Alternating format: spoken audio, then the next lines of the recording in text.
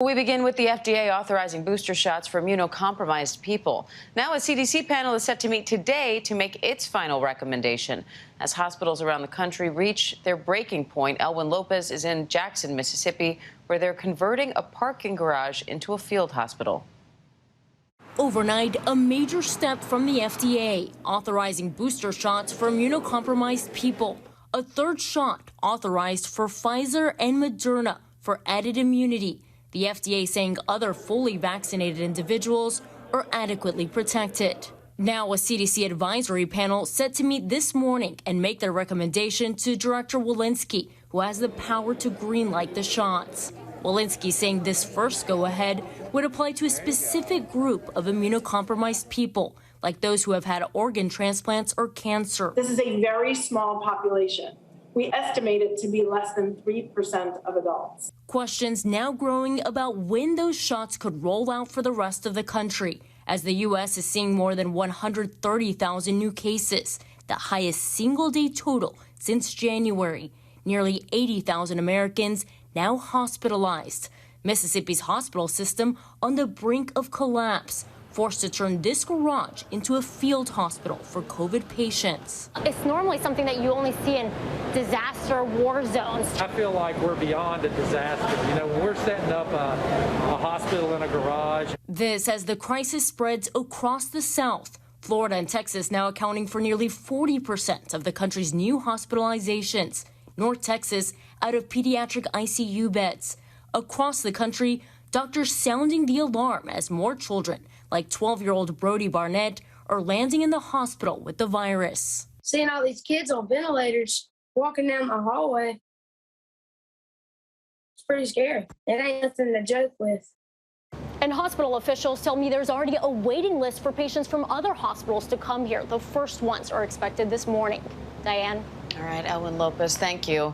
And Mississippi has seen a 122% increase in hospitalizations in the past 14 days and an average of 2,867 COVID cases per day, according to the HHS. According to the CDC, only 45% of adults in the state are fully vaccinated. Vice Chancellor for Health Affairs at the University of Mississippi Medical Center, Dr. Luann Woodward, is here with more on this. Dr. Woodward, thanks for being here. I know it's a really busy time.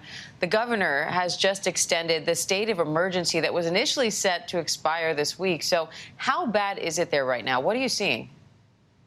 The situation in Mississippi is very serious and it is very intense. Just like you're seeing around the country, we're seeing every day our case numbers increase. We're breaking records, not the kind of records you want to break. The hospitals are full. The ICU beds are full. We are deploying a field hospital into a parking garage and expect to take patients into that facility this morning. So it is a very serious and intense situation here in the state.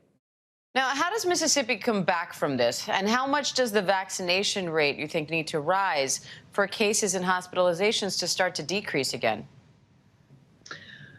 Clearly, the way out of this path is for more people to get vaccinated. That will not, if we had a big rush and 1 million people got vaccinated today, that wouldn't impact our numbers tomorrow or the next day. So the most important thing is for people to get vaccinated. Second, and probably equal to that, is to continue to wear a mask until we get on the other side of this surge. We are at a point where we've got, a little more than a third. I think for the fully vaccinated portion of the population that's eligible, we're in the 35, 36%, the people that are 12 and older. So that means if you're in a group of 10 people, 6 of them at least are not vaccinated. So we've got to at least double that. And it is a challenge, but the path out of this disaster that we're in right now is vaccination. Now, according to Mississippi's Department of Health, more than 4,000 students in the state are quarantining after being exposed to COVID in just the first few weeks of the school year. So how concerned should parents be about their children right now, especially with hospitals they're overwhelmed? Parents should be very concerned. In healthcare, we are extremely concerned about what we will see in the coming weeks as kids get back into school and they get back into sports and all the things that the fall brings. I want to be clear that that I believe, as well as the other healthcare leaders in the state, that the kids need to be in school, but we need to do it in a way that is safe.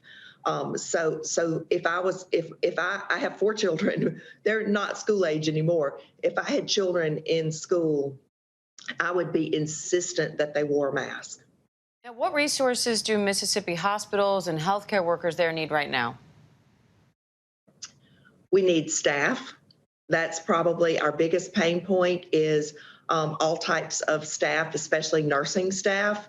In a number of facilities, there are beds that are available, but they are unstaffed, so they are not usable.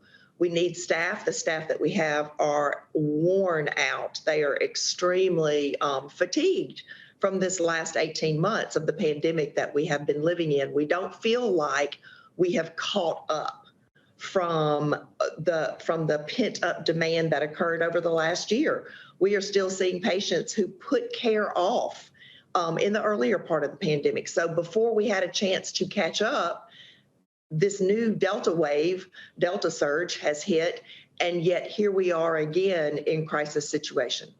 All right, Dr. Luann Woodward, we appreciate your time today and your work. Thank you. Thank you.